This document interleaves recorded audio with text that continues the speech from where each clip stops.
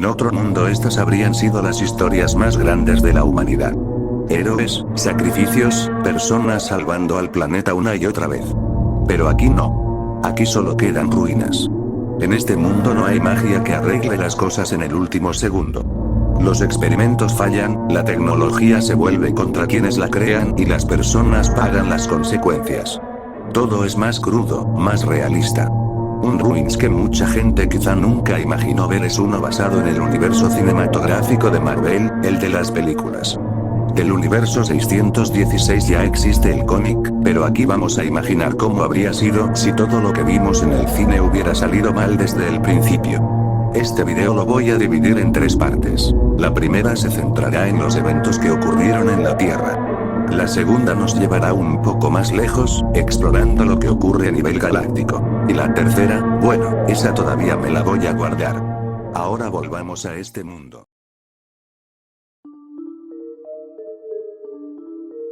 Nick Fury está sentado en su oficina, rodeado de documentos clasificados. Informes, fotografías, expedientes médicos. Todos hablan de lo mismo. Proyectos fallidos, operaciones que salieron mal y personas que nunca debieron haber estado involucradas. Sostiene una taza de café mientras mira por la ventana. La ciudad sigue funcionando como si nada hubiera pasado. Pero Fury no puede evitar recordar aquel momento. Los gritos de Clint Barton todavía le persiguen. Suplicaba a los soldados de Hydra que no dispararan. Promesas, excusas, cualquier cosa para ganar unos segundos más. No sirvió de nada. Lo último que se escuchó en aquel lugar fue el disparo. Otro final trágico más. Uno de tantos que han salido de su propia organización. Shield siempre fue presentada como una institución dedicada a proteger al mundo, mantener la paz y adelantarse a las amenazas antes de que fuera demasiado tarde. Esa era la versión oficial. La realidad es bastante distinta. Durante años financiaron proyectos peligrosos, programas de supersoldados, investigaciones con tecnología alienígena, experimentos genéticos que nunca debieron haberse aprobado. Cada intento de crear algo capaz de salvar al mundo terminó generando algo peor. Y cuando las cosas salían mal, que era casi siempre, Shield hacía lo que mejor sabía hacer: encubrirlo.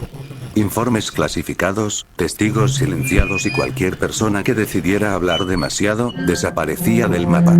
Quizás si Clint Barton hubiera guardado silencio, si no hubiera contado lo que sabía, su historia habría terminado de otra manera. Desgraciadamente, hubieron finales aún peores que ese. Entre los archivos más guardados por parte del gobierno, está uno de nombre el accidente del gigante Esmeralda. Durante años trabajó en un proyecto militar que buscaba recrear el viejo sueño del supersoldado. La idea era simple: usar radiación gamma para estimular el cuerpo humano y llevarlo más allá de sus límites naturales. Era teoría. Nadie sabía realmente qué podía pasar, hasta que ocurrió el accidente. Los tejidos de Banner comenzaron a mutar de forma incontrolable. Su piel se volvió verdosa por la necrosis celular, los órganos empezaron a fallar y su sistema inmunológico colapsó. El cuerpo intentaba regenerarse constantemente, pero cada regeneración producía nuevas deformaciones o mejor dicho, tumores. Esa criatura horrible y espantosa parecía estar sufriendo. Su aspecto era escalofriante, algo que ningún médico habría querido ver fuera de una pesadilla. Tumores cubrían casi todo su cuerpo, creciendo sin control, deformando la piel hasta hacerla parecer demasiado pequeña para contener lo que había debajo. En varias partes los huesos sobresalían, empujando hacia afuera como si el propio esqueleto estuviera tratando de escapar. Su piel tenía un tono verdoso enfermizo, más cercano al de un tejido muerto que al de algo vivo. Cada respiración parecía costarle un esfuerzo enorme, como si sus pulmones también estuvieran fallando. Algunos de los tumores se movían ligeramente, pulsando con un ritmo irregular, señal de que las células seguían dividiéndose sin control. Los científicos que lo observaban detrás del vidrio reforzado evitaban mirarlo durante demasiado tiempo. Algunos anotaban datos, otros simplemente guardaban silencio. Nadie decía en voz alta lo que todos estaban pensando. Esto era lo que quedaba del Dr. Bruce Banner. El responsable del proyecto se negaba a aceptar que todo había sido un fracaso. El general Thaddeus Ross llevaba demasiado tiempo persiguiendo el sueño del supersoldado como para abandonarlo ahora. Si la radiación gamma había provocado mutaciones tan extremas, entonces tal vez podía controlarse. Tal vez podían dirigir el proceso, hacerlo más estable, más útil para el ejército. Así que Ross tomó una decisión: buscar un nuevo sujeto de prueba. El candidato fue el soldado Emil Blonsky. Un veterano con años de experiencia en combate, alguien dispuesto a someterse a cualquier procedimiento con tal de volverse más fuerte. El procedimiento comenzó con dosis pequeñas, intentando replicar lo ocurrido con Banner. Al principio pareció funcionar. La fuerza de Blonsky aumentó, sus reflejos mejoraron, su cuerpo comenzó a adaptarse. Entonces las mutaciones empezaron. Los huesos comenzaron a deformarse, creciendo de forma irregular. Las articulaciones se desplazaron de su lugar natural y la columna vertebral se arqueó hasta formar una estructura grotesca. Su piel se volvió gruesa y rugosa, llena de grietas y protuberancias. Los científicos del proyecto comenzaron a referirse a él con otro nombre: Abominación. Pues eso era la mayor abominación que nunca antes habían visto en sus malditas vidas. Afortunadamente esto no se logró liberar, de no ser por esto posiblemente habrían pasado demasiadas tragedias. El general Ross firmó el informe final declarando todo el programa como clasificado. Los restos del laboratorio fueron sellados, los testigos obligados a guardar silencio y los registros desaparecieron de los archivos públicos. Otra tragedia más enterrada por Shield. Una más entre tantas que han ido acumulándose en archivos clasificados con el paso de los años. Pero no todos los desastres de este mundo están relacionados con la agencia. Algunos empezaron en otro lugar. Uno de esos casos tiene que ver con Stark Industries. Durante décadas la empresa fue vista como uno de los pilares de la tecnología moderna. Armamento avanzado, sistemas de defensa, investigación militar, prácticamente cualquier gobierno importante del mundo había comprado algo diseñado por ellos. Gran parte de ese legado pertenecía al apellido Stark. Primero fue Howard Stark, un inventor brillante que ayudó a desarrollar algunas de las tecnologías más avanzadas de su época. Después vendría su hijo, Tony Stark, heredando la compañía y la reputación de genio que siempre había rodeado a su familia. Tony no solía viajar solo. En muchas de sus presentaciones y visitas a instalaciones militares, lo acompañaba su asistente más cercana, Pepper Potts, la persona que llevaba años ayudándolo a mantener la empresa funcionando. Fue durante uno de esos viajes cuando todo se vino abajo. El convoy fue atacado en una carretera aislada. La emboscada fue rápida y brutal. Cuando terminó, Tony y Pepper fueron capturados por un grupo armado que buscaba algo muy específico: obligar a Stark a construir armas para ellos. Durante semanas permanecieron retenidos en una instalación improvisada. Los captores sabían perfectamente a quién tenían delante y estaban convencidos de que, con suficiente presión, Tony terminaría cooperando. Pero Stark nunca llegó a construir nada. Las condiciones del lugar eran demasiado precarias. Las heridas que recibió durante el ataque no fueron tratadas correctamente y los fragmentos de metal que quedaron alojados cerca de su pecho comenzaron a causarle hemorragias internas. Sin el equipo adecuado, cualquier intento de cirugía era imposible. Pepper intentó mantenerlo consciente durante días, improvisando vendajes, buscando cualquier cosa que pudiera ayudarlo a resistir un poco más. No fue suficiente. Tony Stark murió en aquella celda antes de que pudiera terminar cualquier prototipo capaz de salvarle la vida. Pepper no sobrevivió mucho más tiempo. Para los hombres que los habían secuestrado, ya no tenía ningún valor. Su destino terminó de la misma forma que el de muchos testigos incómodos en este mundo. Cuando la noticia finalmente llegó a Estados Unidos, el incidente fue presentado como un ataque terrorista más. 2 víctimas, un empresario brillante y su asistente, muertos en territorio hostil. Dentro de Stark Industries, el control de la empresa pasó inmediatamente a manos de Obadiah Stane. Oficialmente, Stane declaró que continuaría el legado de Tony Stark y que la compañía seguiría desarrollando tecnología para proteger al mundo. Una noche, mientras viajaba en su coche de regreso a su casa, el vehículo de Stane perdió el control en una carretera casi vacía. Según el reporte oficial, el coche se salió del camino y terminó estrellándose contra una barrera de concreto. El impacto provocó una explosión y el incendio posterior dejó muy poco del vehículo. El informe policial lo catalogó como un accidente.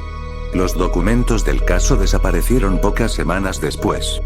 Dentro de S.H.I.E.L.D., algunos agentes sospechaban que no había sido un accidente en absoluto. Obadiah sabía demasiado sobre lo que había ocurrido con Tony Stark, sobre las conexiones con el ataque y sobre los negocios que había hecho con organizaciones que jamás deberían haber tenido acceso a tecnología de Stark Industries. Mucho antes de que los experimentos Gamma fallaran o de que Stark Industries se convirtiera en uno de los mayores fabricantes de armas del mundo, hubo otro proyecto que prometía cambiar completamente la forma en que entendemos la realidad. El responsable era el científico Hank Pym. Durante años trabajó junto a Howard Stark en proyectos experimentales financiados por el gobierno. Stark se encargaba de la ingeniería y los sistemas energéticos, mientras que Pym se enfocaba en algo mucho más extraño: la manipulación de la estructura misma de la materia. Su descubrimiento fue algo que luego se conocería como partículas Pym.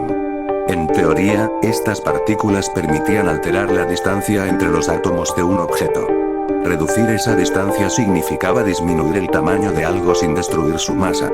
Era una idea revolucionaria, capaz de cambiar campos enteros de la ciencia. Pero como casi todos los descubrimientos en este mundo, nadie entendía realmente sus consecuencias. Las primeras pruebas con objetos inanimados parecían funcionar. Equipos de laboratorio, piezas metálicas, incluso pequeños dispositivos lograban reducir su tamaño y luego regresar a su forma original. Hasta que comenzaron las pruebas con seres vivos. Los resultados fueron inconsistentes. Algunos sujetos de prueba simplemente desaparecían. Otros reaparecían con deformaciones celulares graves, como si cada molécula de su cuerpo hubiera sido comprimida de forma incorrecta. Pero el mayor error ocurrió cuando el propio Hank Pym decidió probar el proceso en sí mismo. El día del experimento final decidió probar el proceso en sí mismo. Los sensores del laboratorio registraron cómo su cuerpo comenzaba a reducirse de tamaño progresivamente, primero a escala microscópica, y luego más allá de lo que cualquier instrumento era capaz de medir. En algún punto, Hank Pym simplemente dejó de estar allí. Los equipos seguían funcionando. Los monitores seguían registrando actividad. Pero él había desaparecido. Durante semanas intentaron revertir el proceso. Reiniciaron el equipo, repitieron los cálculos, revisaron cada parte del laboratorio buscando alguna señal de que pudiera regresar. Nunca ocurrió. Con el tiempo, los científicos llegaron a una conclusión inquietante. Hank no había muerto durante el experimento. Simplemente había reducido su tamaño hasta un punto en el que ya no podía volver. Había quedado perdido en lo que algunos empezaron a llamar el reino cuántico, una escala de realidad tan pequeña que ningún ser humano podría encontrar el camino de regreso. El proyecto fue cancelado poco después. Pero el mayor impacto no fue científico. Fue personal. Su esposa, Janet Van Dyne, fue una de las últimas personas en ver el registro del experimento. Durante días se negó a aceptar que Hank simplemente hubiera desaparecido. Decía que si había logrado reducirse hasta ese nivel, entonces debía seguir existiendo en alguna parte. Esperó durante meses a que el experimento pudiera revertirse. Pero nunca hubo señales de él. Con el tiempo, Janet dejó de aparecer en los laboratorios y terminó alejándose completamente de cualquier investigación relacionada con el proyecto. Para la comunidad científica, Hank Pym pasó a ser otro nombre dentro de una larga lista de experimentos fallidos. Para Janet, en cambio, la historia fue diferente. Porque a diferencia de una muerte, la desaparición de Hank dejó algo mucho peor. La sensación constante de que, en algún lugar imposible de alcanzar, él todavía seguía allí, sin poder volver jamás. La esposa del señor Hank Pym fue encontrada ahorcada en su habitación. Al parecer fue un suicidio, ya que por toda esta información del reino cuántico, su mente no lo pudo soportar más y acabó volviéndose loca. Su hija pequeña por el resto de sus días se quedará huérfana, y un futuro incierto le espera. Con el tiempo, los científicos llegaron a una conclusión inquietante. Hank no había muerto durante el experimento. Simplemente había reducido su tamaño hasta un punto en el que ya no podía volver. Había quedado perdido en lo que algunos empezaron a llamar el reino cuántico, una escala de realidad tan pequeña que ningún ser humano podría encontrar el camino de regreso. El proyecto fue cancelado poco después. La desaparición de Hank dejó algo mucho peor. La sensación constante de que, en algún lugar imposible de alcanzar, él todavía seguía allí, sin poder volver jamás. Uno de los expedientes más extraños dentro de los archivos clasificados menciona a un hombre que apareció de la nada en una zona desértica. No llevaba identificación, ni registros médicos, ni ningún documento que explicara de dónde venía. Solo repetía una historia que, para cualquiera que la escuchara, sonaba completamente absurda. Decía llamarse Thor. Y aseguraba ser el dios del trueno, desterrado de Asgard. Durante los primeros días después de su aparición, varias personas que lo encontraron lo describieron como alguien confundido y agresivo. Insistía en que su padre lo había enviado a la Tierra como castigo y que pronto recuperaría su poder. Incluso hablaba de un martillo que supuestamente le permitía controlar tormentas. Para la gente que lo escuchaba, todo aquello sonaba más a un episodio psicótico que a otra cosa. Las autoridades lo detuvieron varias veces por comportamiento extraño. En los reportes policiales se le describe como un hombre fuerte, físicamente imponente, pero claramente desorientado. Cada vez que alguien intentaba preguntarle por su historia, respondía con las mismas palabras. Hablaba de reinos, de dioses, de guerras antiguas y de un lugar llamado Asgard que, según él, existía más allá del cielo. Los médicos que lo evaluaron concluyeron rápidamente que se trataba de un caso de delirio persistente. Para ellos, Thor no era un dios ni un visitante de otro mundo. Solo era alguien con graves problemas psicológicos que había construido toda una identidad alrededor de una fantasía. Con el tiempo dejó de aparecer en informes oficiales. Nadie tenía interés en investigar más a fondo la historia de un hombre que afirmaba ser una deidad. Años después, algunas personas aseguraban haberlo visto en distintas ciudades, caminando solo, sucio, con la barba descuidada y la ropa completamente desgastada. A veces se le escuchaba hablar solo, repitiendo historias sobre batallas, sobre relámpagos y sobre un martillo que decía haber perdido. La mayoría de la gente simplemente lo veía como otro vagabundo más. Un hombre que probablemente había perdido la cordura hacía mucho tiempo. Quizá en otro mundo su historia habría sido distinta. Ja, aunque igual hay más casos de gente que delireaba cosas raras sin sentido, como el caso del hombre que aseguraba hablar con la luna. Durante un tiempo la policía recibió reportes sobre un hombre que aparecía por las noches golpeando criminales en callejones. Decía estar cumpliendo la voluntad de un dios egipcio. Su nombre era Mark Spector. Pero los médicos que revisaron su caso concluyeron que sufría trastorno de identidad disociativo y episodios psicóticos. Las historias sobre un dios llamado Khonshu eran, según ellos, una forma que su mente encontró para justificar la violencia. Para la ciudad, solo era otro vigilante inestable. Otra de esas historias urbanas que casi nadie recuerda ocurrió muchos años antes de que la gente empezara a hablar de experimentos fallidos o de fenómenos extraños. Todo empezó con un simple accidente. Un niño llamado Matt Murdock caminaba por la calle cuando un camión que transportaba productos químicos perdió el control. En medio del caos, el vehículo volcó y varios contenedores se abrieron, derramando sustancias tóxicas por toda la carretera. Matt intentó ayudar a un hombre que estaba a punto de ser atropellado. Pero en el proceso, uno de esos contenedores se rompió justo frente a él. Los químicos le cayeron directamente en el rostro. Las ambulancias llegaron rápido, pero la situación ya era crítica. Las sustancias que transportaba el camión no eran materiales comunes. Eran compuestos industriales extremadamente corrosivos. En cuestión de minutos comenzaron a provocar quemaduras graves en su piel y en sus ojos. Los médicos intentaron hacer todo lo posible, pero el daño era demasiado grande.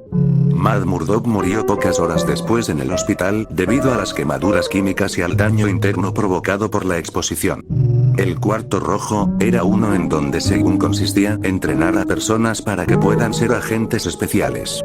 Las niñas eran separadas de sus familias desde muy pequeñas y criadas dentro de un sistema donde cada aspecto de su existencia estaba controlado. Aprendían idiomas, combate, infiltración, pero también eran utilizadas como herramientas dentro de redes de poder donde políticos, militares y criminales intercambiaban favores. Las jóvenes eran sometidas a años de entrenamiento físico extremo, manipulación psicológica y procedimientos médicos diseñados para controlar completamente sus emociones y su comportamiento. Muchas de ellas no sobrevivían al proceso. Otras quedaban con secuelas físicas permanentes o con daños psicológicos que las hacían inestables. Pero, había algo muy oscuro detrás de todo esto, pues en realidad, las niñas en gran parte eran usadas como juguetes, ya que cuando no rendían bien en sus entrenamientos, se sorteaban y entregaban a algunos espías de ahí, pero no precisamente para entrenarlas, sino para abusar de ellas hasta que el cliente se canse. El único alivio de esto, es que al menos los productos ya se encontraban esterilizados antes que el cliente los usara, jajaja, estos eran los pensamientos de Alexei, o mejor conocido como el Red Guardián, pues era el guardián de esta compañía pedofilia. Piensa todo esto mientras sigue abusando de sus dos hijas, Natasha y Yelena, ambas ya no imponen resistencia, podría ser porque saben que si intentan hacer algo, acabarán con los brazos fracturados o porque muy en el fondo, ambas sienten cariño paternal por su padre, pues todo ha sido muy aburrido desde que en un arranque de ira asesinó a su esposa, Melina Vostokov, quien queriendo hacer lo correcto intentó rebelarse en contra de todo esto, tristemente fue atrapada y murió siendo empalada después de ser violada entre casi todos los agentes de ahí. Nick Fury tomó su arma y estuvo a punto de salir de la habitación. Los archivos sobre la mesa seguían abiertos. Proyectos fallidos, experimentos que habían terminado en tragedia y nombres de personas que jamás debieron haber sido parte de todo aquello. Antes de que pudiera siquiera tocar la manija de la puerta, todas las luces de la oficina parpadearon. Por un segundo, el edificio entero quedó en silencio. Luego, una figura apareció en medio de la habitación, como si simplemente hubiera decidido existir allí. Vestía una armadura extraña, completamente fuera de lugar para cualquier cosa que perteneciera a la Tierra. Durante un momento ninguno de los dos dijo nada. Fury levantó el arma de inmediato, apuntándole al desconocido, aunque en el fondo sabía que aquello no era algo que pudiera manejar con una simple pistola. El hombre frente a él lo miró con una mezcla de curiosidad y desprecio. Loki observó la oficina, los documentos, las pantallas llenas de informes sobre experimentos fallidos y tragedias humanas. Todo aquello le parecía patético. Fury intentó preguntar quién era, pero Loki no estaba interesado en conversar. Para él, los humanos no eran más que criaturas primitivas, jugando con cosas que no entendían. Mundos enteros existían más allá de la Tierra, imperios y reinos que Fury jamás podría imaginar, y aún así los humanos seguían creyendo que controlaban su propio destino. Loki levantó ligeramente la mano. Ni siquiera hizo falta acercarse. En cuestión de segundos, Nick Fury cayó al suelo de su propia oficina, sin haber tenido oportunidad de disparar una sola vez. Su arma golpeó el suelo unos segundos después. Loki observó el cuerpo por un momento más, completamente indiferente. Después caminó hacia la ventana y miró la ciudad que se extendía frente a él. Miles de millones de humanos viviendo sus vidas, sin tener idea de lo pequeño que era realmente su mundo. Caminó lentamente hasta la ventana del edificio y observó la ciudad iluminada. Millones de humanos viviendo sus vidas, creyendo que sus problemas eran los peores del universo. Loki dejó escapar una pequeña risa amarga. Si tan solo supieran. Porque la Tierra no era el único mundo que se había derrumbado. En algún lugar mucho más allá del cielo, el reino de Asgard ya no existía como antes. Las historias sobre dioses y guerreros eran ahora poco más que recuerdos de algo que había terminado mal, muy mal. Guerras que nadie en la Tierra entendería, errores que ni siquiera los dioses pudieron evitar, y reinos enteros reducidos a cenizas. Loki observó el cielo nocturno durante unos segundos más, como si pudiera ver todo aquello desde allí. La próxima parte, muy pronto la subiré. ¿Qué habrá pasado con la civilización del nuevo dios? ¿Cómo serán las ruinas de los demás planetas? Faltan algunas cosas como Wakanda, los hechiceros y los 10 anillos, pero eso lo exploraremos después. Bye bye.